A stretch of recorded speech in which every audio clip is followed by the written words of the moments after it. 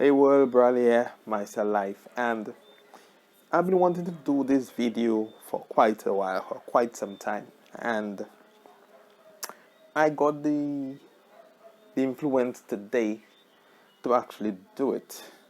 Due to the fact I was in a live stream today in a Facebook group, and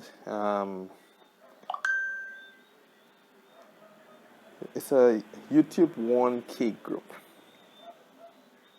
and I had a stream today.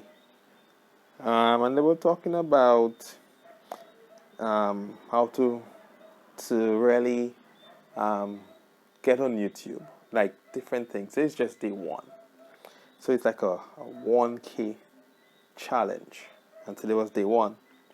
How do you get 1,000 subscribers?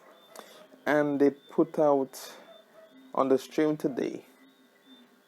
They talk about questions you could or things. How do you help your viewers? Your audience. How do you help them? And this kind of gave me the idea. I really pushed me to actually do it because this always happens to me.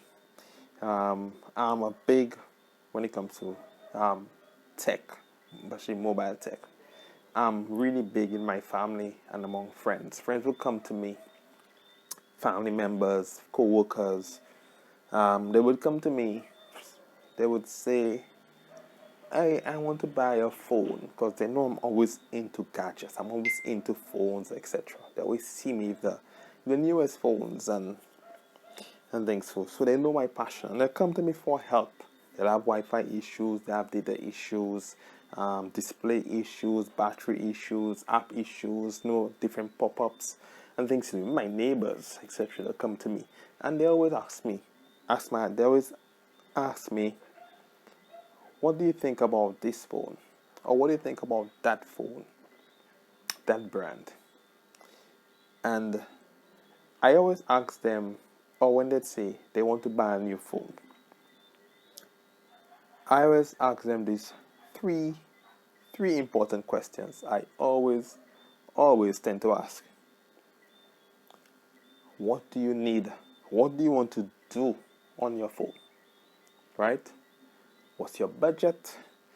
And are you interested? Are you open to the idea of other brands apart from Samsung and Apple? And that's what it is. Most of them, because that's what they know. Apple, Samsung, Apple, Samsung. Now Samsung has budget phones, but they always know the S series. When I talk about the A series, they say, what's that? Fighting them the A52, the A53, A72, these phones. They would tell me, what's that? They don't know because all they know is S line, the S9, S10, S20, S21, now the S22. And Apple, and I tell them, don't even go for Apple because you're not going to get a phone under $400 if Apple. Even the SC they just released, $450. Like, huh? For what? Anyway, so that's what I asked them. What do you want to do on your phone? And most of the time, it's just social media, YouTube, just basic stuff. Make phone calls, go on Twitter, Facebook, WhatsApp, Telegram. That's about it. So I say, okay. On a little gaming here and there. I say, okay, fine. So my brain is beginning to work. Okay, what phones? What kind of phones? And mostly every phone now can do that. These are basic things. They're not doing any video editing like tech enthusiasts, us geeks. They don't do these things. Video editing, playing heavy impact games like Genshin and these things, right? They don't do that. So what do they want to do? So my brain is working. The second thing I'll ask them, what's their budget? How much money they're willing to spend? And they would go for, their price range will be $2 to 400 US. That's the price range.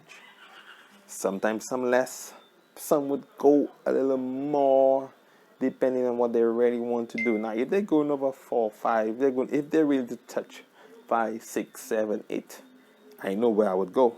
But if they stay 4 and below, then that again narrows my range, my options.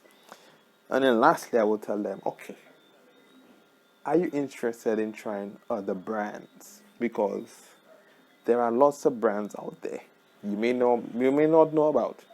And where I live, the Caribbean, we don't have a local market to say like the US or the UK, Australia, Canada have local markets where you can just walk into a Carrier store and pick up a variety of phones. So we don't live in China or Europe where they got Oppo, they got Vivo, they got IQ, they got all these Huawei, they got all these brands out there. What you would get in stores here are mainly the carriers down there would carry really low-end phones, which I find is really playing on the consumer, really playing on the local consumer, because they would get, for example, they will go for Alcatels. There's a lot of Alcatels, but they'll rebrand it to make it look like it's a Carrier branded phone when it's really an Alcatel. And then the high-end phones now, you get them for like so much money, like for in my currency, which is Eastern Caribbean, the Caribbean dollar. When you go touch the high-end phones, look at $4,000, $5,000, $6,000. That's like wow, like whoa, that's crazy. So they tell me under $400, I say fine. What about these other brands? And then I'll recommend it. And I've used Xiaomi, Huawei. I've used this Chinese, all phones made in China, it just rebranded, etc. So use these quote unquote Chinese brands. I would say let's not call it Chinese, let's call it imports. Let's call it imports, because that's what they are, imports. So they would use it, and I've used imports. And then when I recommend it to them, and when they start to use it, they'll be like, wow, really? This is actually good to do everything they want to do. They're not doing any heavy task, any heavy multitasking. Then, so it's just so ironic that, and the brands I would tell them, I would start labeling. I'll tell them Infinix. I'll tell them Motorola. Motorola is coming back, which is beautiful. I like that. I remember having a Moto G, and that was like one of the best phones at the time. It was really nice. It was fast. It got Android the near stock. It was really, really nice. I also recommend a OnePlus, like the OnePlus Nord series. These are good phones for what they want to do. And now you have Realme, and of course Xiaomi is there.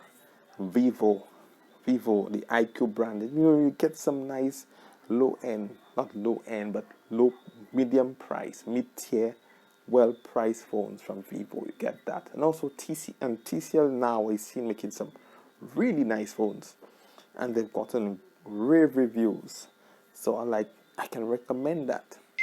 I even saw what they do. Somebody was selling a TCL locally. Somebody had actually imported one, and they were actually selling it. I'm like, whoa, people starting to open their eyes and realize, hey, look at all what we got. Look at all our options. We don't have to go for Apple or Samsung, the S series line.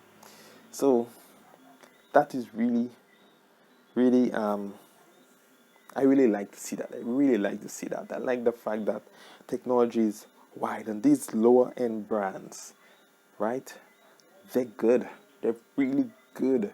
And the cameras, they always want good cameras. They always want to take nice pictures. I remember one incident in particular, I just got my Pixel 6.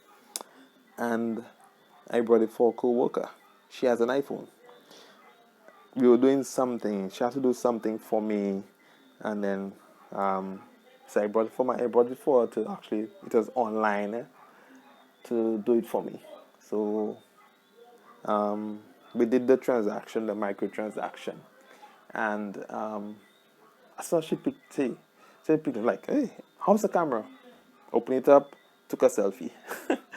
One time, without delay. And after that, we did our business, right? So, and these phones take good pictures once the sun is out, once there's adequate light, they take great pictures. And even most of them now have night mode.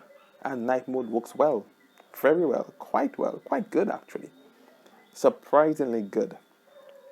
So, because my Redmi Note 5, it actually takes nicer photos. Like, if I have to take a picture of the moon, the issue with my Pixel is the big sensor. It's light, right? So I'm not getting moon shots as I would like. Then my Redmi Note 5, it has a smaller sensor and it actually takes better photos, slightly better photos of the moon because it has a less light is coming in, so I'm getting the moon a little clearer. Surprisingly, I was shocked. I was shocked, but that's that. Um, so they do good. They do work good, and of course you can always put Gcam on on these phones, these budget phones, and there you go. You got Google's, you got the Pixel, um, Google photo processing, and and all of that. You got the goodness. So there we go. So I just figured I'd like to make this video just to talk about it.